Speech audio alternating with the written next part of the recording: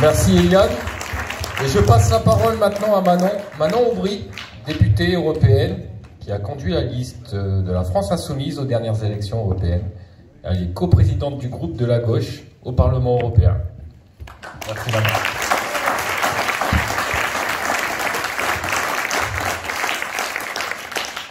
Bonjour à toutes et à tous, moi aussi je suis ravie d'être ici, je suis ravie d'être sur une plateforme féminine, c'est suffisamment rare pour le noter.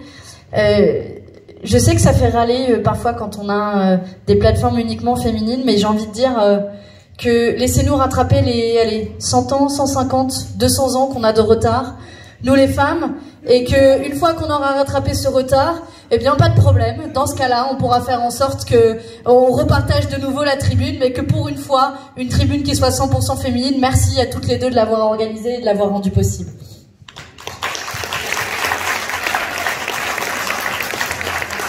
Ensuite, et ça fait la transition très bien, puisque Eliane, tu disais de quel visage et quelle représentation vous voulez donner à l'Assemblée nationale. Eh bien, moi je suis extrêmement fière que ici à Beauvais, vous ayez la chance d'envoyer à l'Assemblée nationale une femme comme on en compte beaucoup trop peu dans notre représentation nationale, et pourtant c'est une partie non négligeable de la population. Je veux parler d'Annick, bien sûr. Vous savez, quand les députés de l'Assemblée nationale, les députés France Insoumise sont arrivés à l'Assemblée nationale, on a appelé, alors un coup c'était Adrien Quatennens, c'était le député call center. Et puis c'était ma collègue Caroline Fiat, parce qu'elle était aide-soignante, c'était celle qui était la députée Bac-2. Et puis tout un tas d'autres personnes, Mathilde comme moi, Mathilde Panot comme moi, on a eu la même expérience. Après nos premières interventions à l'Assemblée nationale, et moi au Parlement européen, on nous a demandé si c'était Jean-Luc Mélenchon qui avait écrit nos discours. Eh bien, je suis fière que à l'Assemblée nationale, on puisse avoir une cariste, on puisse avoir une ouvrière, on puisse avoir la voix de celles et ceux qu'on a fait taire pendant beaucoup trop longtemps, qui s'est exprimé notamment à l'occasion du mouvement des Gilets jaunes et qu'on a réprimé comme jamais. Alors, des Annick, on en a besoin de 577 à l'Assemblée nationale. Vous avez la chance d'en avoir une ici, et je compte sur vous pour l'envoyer à l'Assemblée nationale.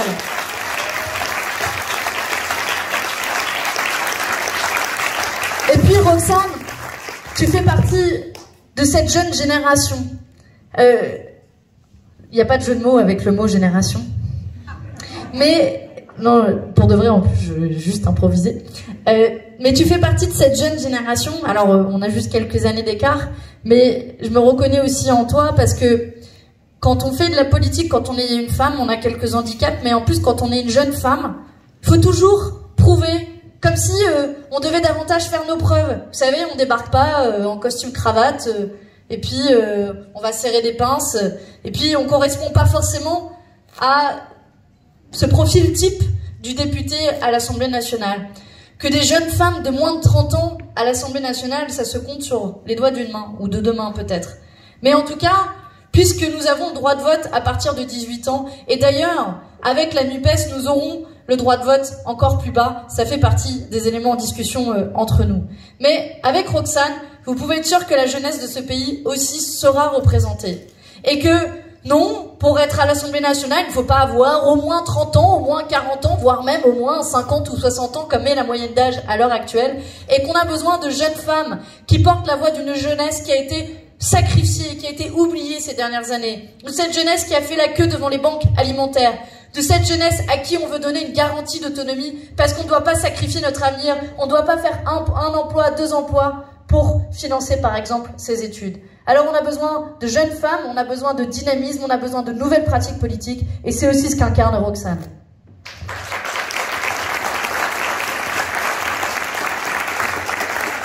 Et Roxane et Annick, elles incarnent ça, mais elles incarnent aussi ici, dans le département et avec les autres candidats de l'Oise, elles incarnent évidemment ce rassemblement de la nouvelle Union populaire écologique et sociale. NUP, NUPES, NUP, vous dites comme vous voulez. Et je dois vous faire une confidence. J'ai participé aux négociations pendant 15 jours et 15 longues nuits.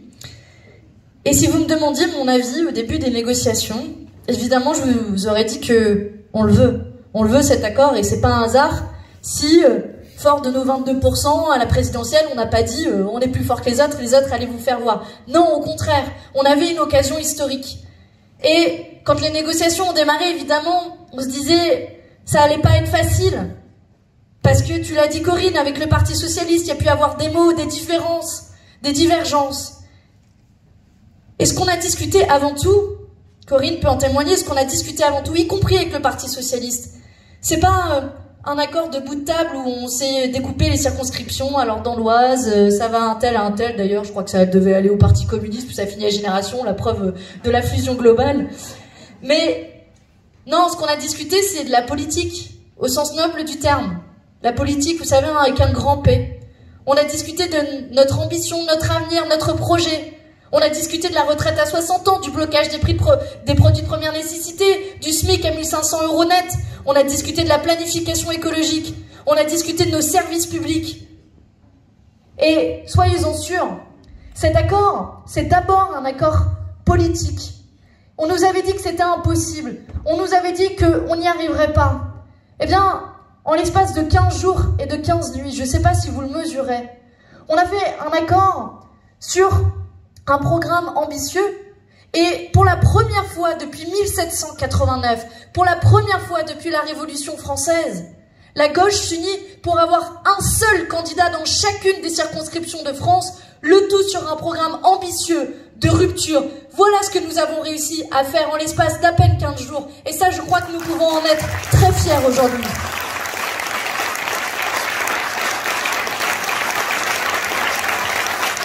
Bon, vous avez vu, ça les rassure pas trop. Ils nous disent que... Alors, Bruno Le Maire, ce matin, il nous dit... Alors, on sort... Là, il commence à avoir peur, donc il déroule un peu l'ensemble des armes habituelles. Le Venezuela, ça faisait longtemps qu'on ne vous en avait pas entendu parler.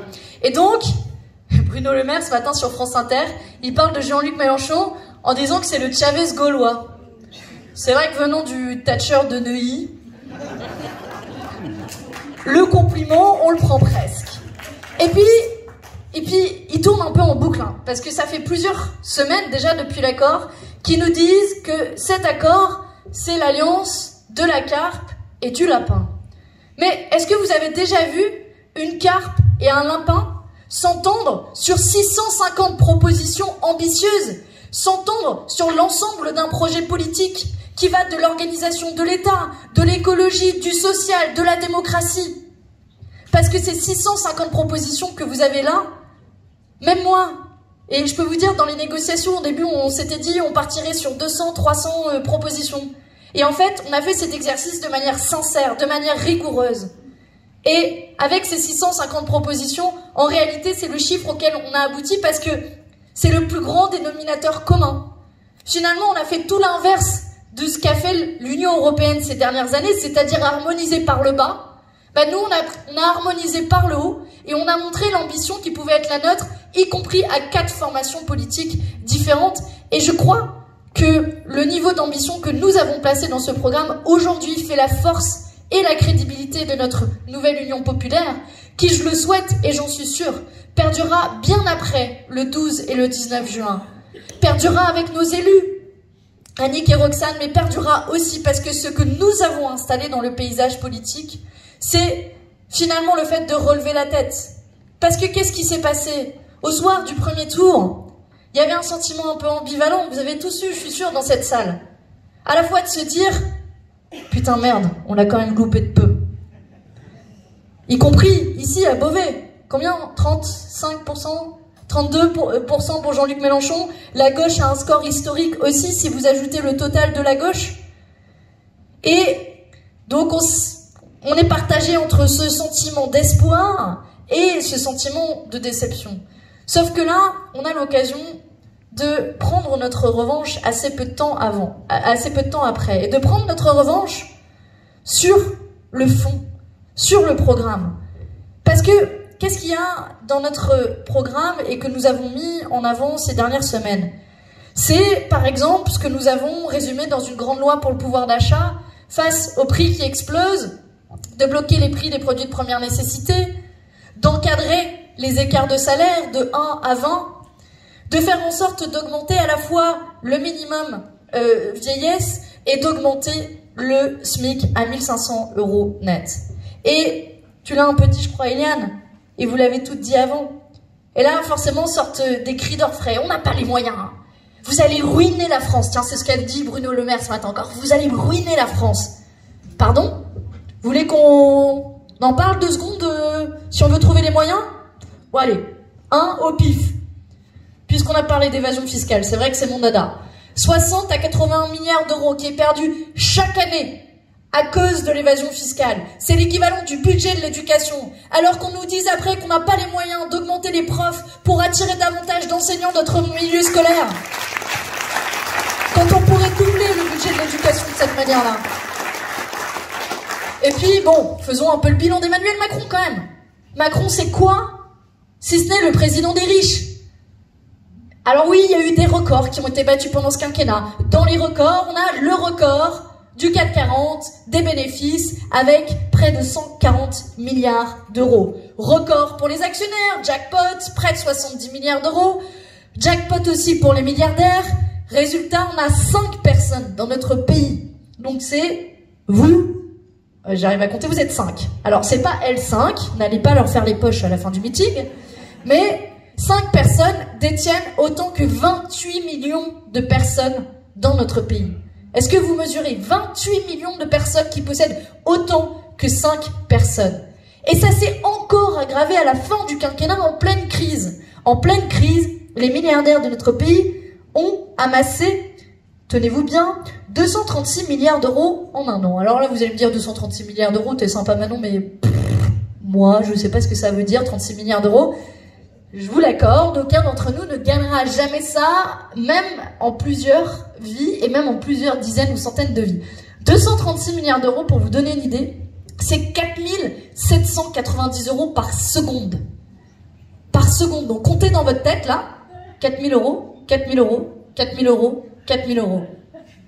Voilà aujourd'hui l'enrichissement des plus riches de notre pays. Alors, qu'ils nous disent qu'on n'a pas les moyens. Alors, on n'a pas les moyens quand on fait des cadeaux plus riches, comme l'a fait le gouvernement ces dernières années. Comme le suggèrent aussi, je sais pas, peut-être ceux qui chuchotent à l'oreille d'Emmanuel Macron et du MEDEF, qui manifestement a une oreille très attentive du côté de l'Élysée. Et, bon, je vous ai parlé de l'évasion fiscale, c'est une première piste de financement. On parlait aussi tout à l'heure du rétablissement de l'impôt de solidarité sur la fortune.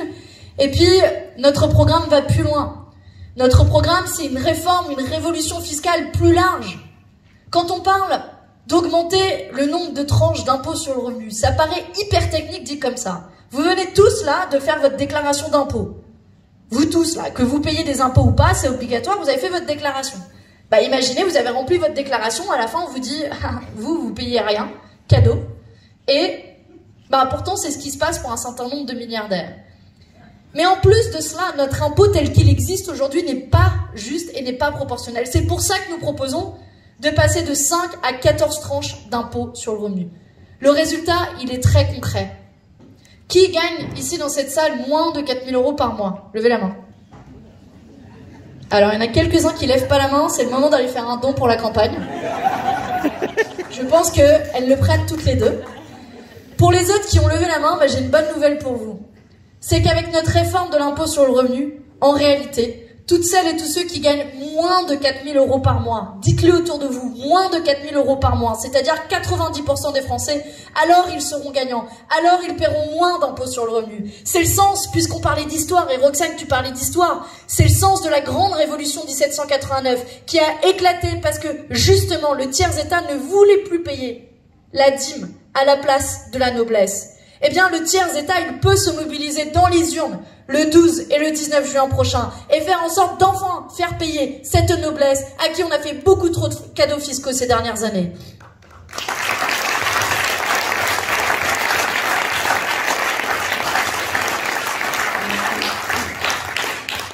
Bon, ils vont continuer à sortir les armes, à nous dire que tout ça, c'est pas possible, tout ça, c'est pas faisable, mais... Et pour ça, ils utilisent à peu près tous les outils, hein.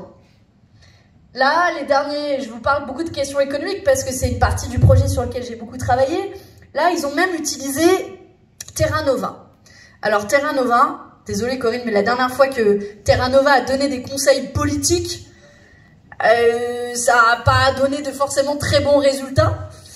C'était quand ils avaient conseillé au Parti Socialiste d'abandonner les classes populaires, et je pense que c'était pas le meilleur conseil qu'on pouvait donner. Et Terra Nova nous dit que tout ça c'est pas finançable, que ça va créer la panique sur les marchés financiers. Mais moi je le dis, c'est les mêmes arguments qu'on sortait à l'époque à François Mitterrand en 1981. Que en réalité, nous avons aussi pensé, réfléchi comment on sort de la dépendance aux marchés financiers et comment on fait en sorte de réorganiser notre économie à partir des besoins, c'est-à-dire ce que chacune et chacun d'entre nous ici dans cette salle avons besoin. Nous avons besoin d'écoles, nous avons besoin d'un système de santé qui fonctionne, voilà ce dont nous avons besoin, et non pas de spéculation sur les marchés financiers. Alors ils vont continuer à trembler, on va avoir ces unes. Alors il y a déjà eu Le Point, Le Figaro, islamo-gauchiste. Alors remarquez que un matin on est dépeint en islamo-gauchiste, le soir on serait proche de l'extrême droite, donc à n'y plus y comprendre de quel côté on serait. Et puis ils vont même jusqu'à faire du tripatouillage électoral pour faire en sorte que notre nouvelle Union populaire écologique et sociale n'apparaisse pas en tant que telle dans les résultats électoraux, vous l'avez peut-être vu. Tiens d'ailleurs, ce qui me permet de faire un petit clin d'œil à notre ami Darmanin, parce que je crois que la dernière fois qu'il y a eu une réunion politique dans cette salle, c'était Monsieur Darmanin. Et donc, la trouvaille de Monsieur Darmanin, c'était ni plus ni moins de faire en sorte que quand nos candidats se sont inscrits à la préfecture, ils ne soient pas tous catégorisés dans ce qu'on appelle la nuance politique, NUP, pour qu'au premier soir, le 12 juin, le soir du premier tour de l'élection législative, eh bien, on n'agrège pas nos résultats pour faire en sorte et tenter que la République en marche soit en tête. Parce qu'ils le voient, la dynamique, comme nous, qui se déroule sur le terrain. Que oui, il y avait une attente, une aspiration, que cette nouvelle Union populaire écologique et sociale, elle a un sens politique, que non, ce n'est pas du bidouillage électoral, et que c'est précisément ce à quoi ils sont en train de se livrer pour tenter de nous discréditer et pour tenter de nous effacer. Eh bien, nous avons porté ce cas au Conseil d'État. Il y a une audience qui aura lieu ce vendredi et comptez sur nous pour ne pas nous laisser faire et faire en sorte que cette nouvelle Union populaire écologique et sociale avec son V, que ses couleurs flottent fièrement le soir du premier tour des élections législatives et à en croire même les sondages, qu'elle l'emporte au moins dans les voix le premier soir des élections législatives pour dire que oui, un autre monde est encore possible.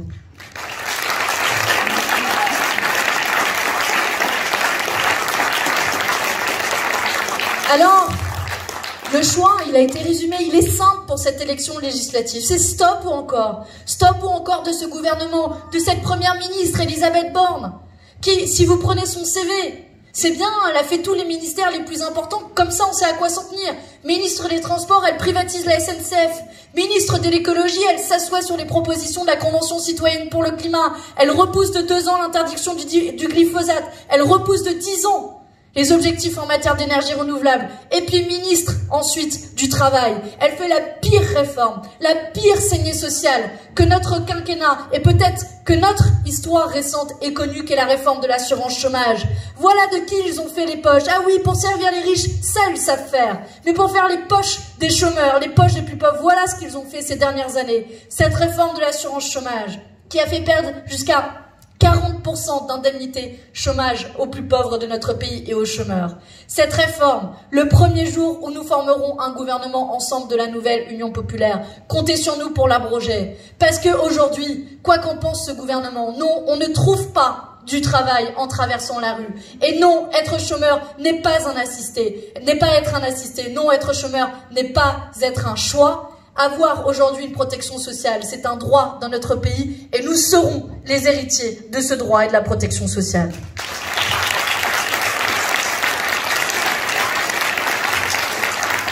Je pourrais vous parler longuement aussi du reste de ce gouvernement, de Le Maire, pour gouverner toujours plus à droite. C'est les certitudes de ce gouvernement. Je pourrais vous parler aussi de ce qu'ils ont fait de la grande cause du quinquennat avec Monsieur Abad qui a été nommé ministre des Solidarités et qui n'a pas une mais 2 plaintes au cul, 2 plaintes pour viol. Voilà le symbole de ce qu'ils ont fait de la grande cause du quinquennat. Alors vous allez me dire, il y avait peut-être une jurisprudence avec Monsieur Darmanin, mais quand même. Voilà aujourd'hui ce qu'ils font de la lutte contre les violences faites aux femmes. Ce symbole qui est terrible, eh bien nous mettrons le milliard d'euros qui est demandé par les associations féministes de lutte contre les violences faites aux femmes pour faire en sorte que, oui, dans notre pays, on n'ait plus peur, en étant une femme, de sortir dans la rue, qu'on soit protégé et écouté quand on va au commissariat pour porter plainte pour viol, et qu'on soit protégé aussi par des services d'hébergement et tout l'accompagnement qui est nécessaire pour que l'égalité femmes-hommes soit une réalité et non pas le grand blabla de ce quinquennat.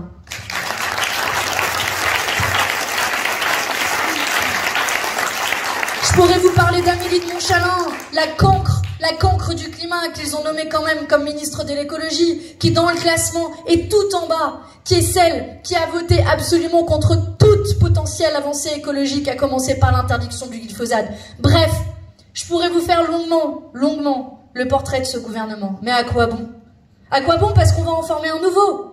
Parce qu'on aura Jean-Luc Mélenchon Premier ministre, parce qu'on aura un gouvernement fait des écologistes, des communistes et des socialistes, parce qu'on pourra enfin se lever le matin et dire que, bah oui, on va reprendre le goût des jours heureux et qu'on va reprendre espoir tous ensemble. Voilà l'horizon qui est tracé devant nous. Parce que la question qui est posée pour cette élection législative, c'est bien stop ou encore. C'est bien la retraite à 60 ou à 65 ans. C'est bien le blocage des prix ou la flambée des prix. C'est bien la justice fiscale et le rétablissement de l'ISF ou les cadeaux fiscaux qui sont faits aux plus riches.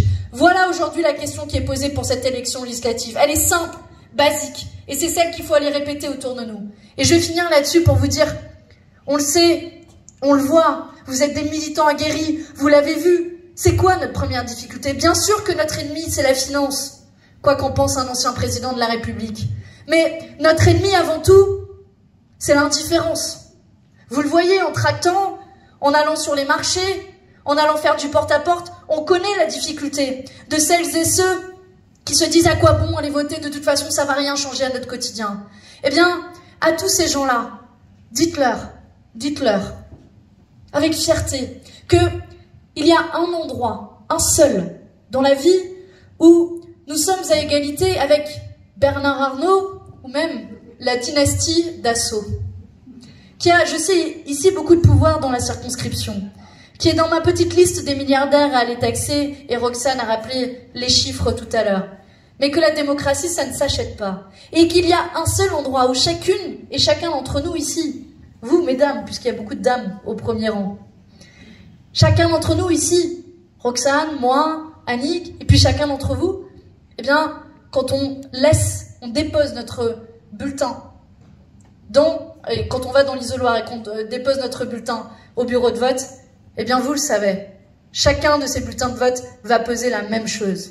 Et c'est un luxe, une richesse qu'on a du seul moment dans notre vie, c'est ces quelques minutes-là où nous pesons autant que à la fois la dynastie Dassault et à la fois que Bernard Arnault. Alors, je vous propose que ce droit, on le reprenne collectivement. Et c'est notre enjeu majeur pour cette élection. Dans les 9 jours de campagne qu'il reste, chacune et chacun d'entre vous, vous pouvez faire basculer ce scrutin en allant convaincre autour de vous, en allant saouler les gens comme j'en suis sûre vous l'avez fait pour l'élection présidentielle. Mais cette fois-ci, on va le faire tous ensemble, derrière des candidats communs. D'aller voir vos collègues au travail, vos voisins, votre famille, que vous alliez faire du porte-à-porte, votre bar d'immeuble, que vous alliez dans un coin ou dans l'autre de la circonscription, qui sont toutes les deux très étalées ici. Il n'y a pas une voix à les perdre. Et l'enjeu, il sera bien celui-là, celui de la mobilisation. Ils nous veulent résignés. Ils nous veulent abattus. Eh bien, faisons la démonstration qu'en ce 12 et en ce 19 juin, nous sommes plus que jamais déterminés et que plus que jamais, nous pensons que cet autre monde est possible et qu'ils ont raison d'avoir peur parce que le 12 et le 19 juin, on va non seulement envoyer toutes les deux Annick et Roxane à l'Assemblée nationale, mais en plus de cela, on va avoir une majorité à l'Assemblée nationale et former un gouvernement ensemble pour enfin retrouver l'espoir. Je vous remercie. Et on compte sur vous.